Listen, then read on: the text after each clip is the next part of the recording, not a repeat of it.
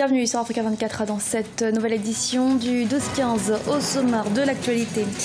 Coup d'envoi de la campagne législative au Sénégal. 165 sièges sont à pourvoir et il n'y a jamais eu autant de candidats, plus de 40 listes au niveau national. En République du Congo, 1400 candidats en lice pour les élections législatives. Parmi eux, Juste Désiré Mandélé du Club 2002 Pur, un parti de la majorité présidentielle. Et Lomé Kids Fashion est à sa deuxième édition. Cette année encore, les enfants ont foulé le podium, pour la plupart habillés par des maisons de couture togolaises. Ce dimanche 9 juillet à minuit, s'est officiellement ouverte la campagne électorale en vue des législatives sénégalaises. Une campagne marquée par le retour controversé sur l'échiquier politique de l'ancien président Abdoulaye Wade. Il a été désigné tête de liste d'une nouvelle coalition créée autour de son parti, le PDS. Reportage de la Ginjaï, notre correspondant au Sénégal.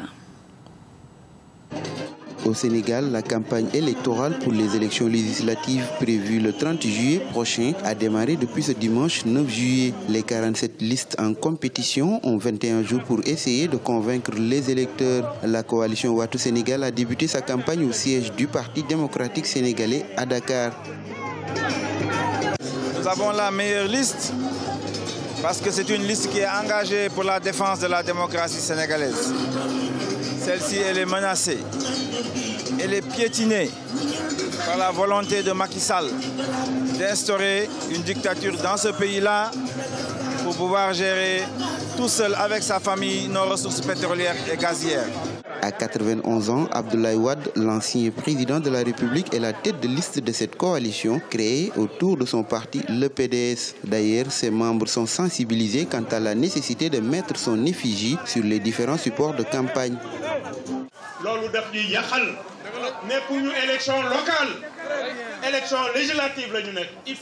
Nous ne devons pas mettre nos photos sur les t-shirts et autres. Ceci pour éviter la confusion. On n'est pas dans une élection locale, mais plutôt dans une élection législative. On n'a qu'un seul candidat, le président Abdoulaye Wade. Et c'est sa photo qui est sur le bulletin. Le scrutin du 30 juillet vise à renouveler l'Assemblée nationale dont le nombre de sièges va passer de 150 à 165 après une révision constitutionnelle adoptée en mars 2016 et créant 15 députés pour représenter la diaspora sénégalaise. Et le grand retour pour les besoins de la campagne de la tête de liste de la coalition Wattu Sénégal est encore sujet à polémique. L'ancien président Abdoulaye Wade, attendu ce lundi à Dakar, n'a toujours pas obtenu l'autorisation de faire atterrir son avion privé. On écoute à ce propos Omar Sarr, coordonnateur national adjoint du Parti démocratique sénégalais. Si le président Macky Sall donne l'ordre à la NACIM de ne pas autoriser l'atterrissage de l'avion du président Abdoulaye Wade, à ce moment-là, c'est une situation nouvelle. Nous allons, j'ai dit tout à l'heure que nous allons manifester devant les palais, le palais présidentiel. Nous allons véritablement organiser autrement la riposte, parce que trop c'est trop. En Afrique du Sud, l'ANC lance une enquête sur les adhérents fictifs au sein du parti. Une enquête a été ouverte dans 4 provinces, dont celle du KwaZulu-Natal, soupçonnée d'avoir près de 200 000 faux adhérents. Une pratique relativement commune, sauf que dans 6 mois, l'ANC doit élire le successeur du président Jacob Zuma, son leader. Le mouvement est divisé entre 2 factions. L'une d'entre elles est derrière le président Jacob Zuma, qui soutient la candidature de son ex-femme Nkosazana Dlamini Zuma, et l'autre est le candidat des réformateurs rangé derrière le vice-président Cyril Ramaphosa. Les Congolais sont attendus aux urnes le 16 juillet pour les élections législatives. Sur place, dernière ligne droite pour la campagne. Et c'est précisément le cas pour le candidat du Club 2002 Pur, Juste Désiré Mandélé. Il est en pleine campagne pour convaincre les électeurs de la première circonscription de Wenzé, 5e arrondissement de la capitale Brazzaville. Reportage d'Eva Panzo. Après 2 échecs aux législatives de 2007 et 2012, Juste Désiré Mondélé a pensé que cette fois-ci est la bonne. Le candidat du parti, le Club 2002, parti de l'Unité et la République dans la première circonscription du 5e arrondissement Wenzé, a sollicité l'adhésion de la population à son projet au cours d'un rassemblement populaire ce samedi 8 juillet 2017 à Brazzaville. Et nous sommes allés à la rencontre de tous les habitants du quartier 51, 54 et 59, ça se passe très bien. On échange, on partage notre vision et nous souhaitons vraiment à ce qu'il règne la paix, que la paix continue à régner dans notre arrondissement. Mais je pense qu'on va gagner parce que le peuple vient de faire une démonstration de force et on a confiance. Fils du 5e arrondissement de Brazzaville, Wenzé, Juste Désiré Mondélé attend de la population une prise de conscience, le courage et le discernement pour un choix responsable et utile pour la renaissance de Wenzé. Dans les quartiers 51, 54 et 59, le peuple l'a choisi.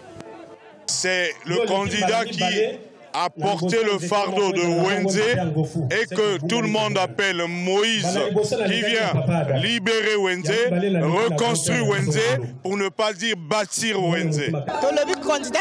Nous ne voterons que lui. Nous allons le propulser parce qu'il est notre unique choix afin qu'il reconstruise Wenzé, nos avenues et nos maisons.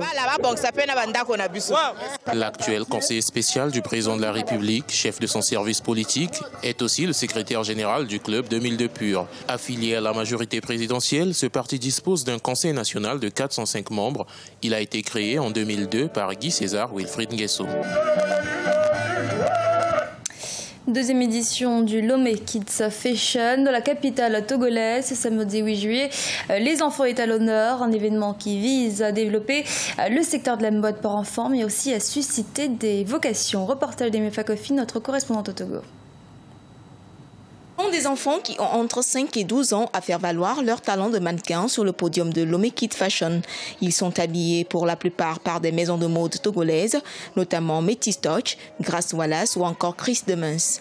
Après 2 mois de travail intense avec les enfants, ces derniers ont gagné la confiance en soi et émerveillé le public ce 8 juillet 2017 à Lomé. Je n'ai pas regretté d'être là. J'ai vu des démarches pas possibles.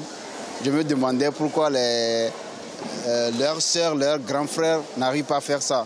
Voir les enfants défiler, c'est ma passion, donc c'est pour ça que je suis cet événement.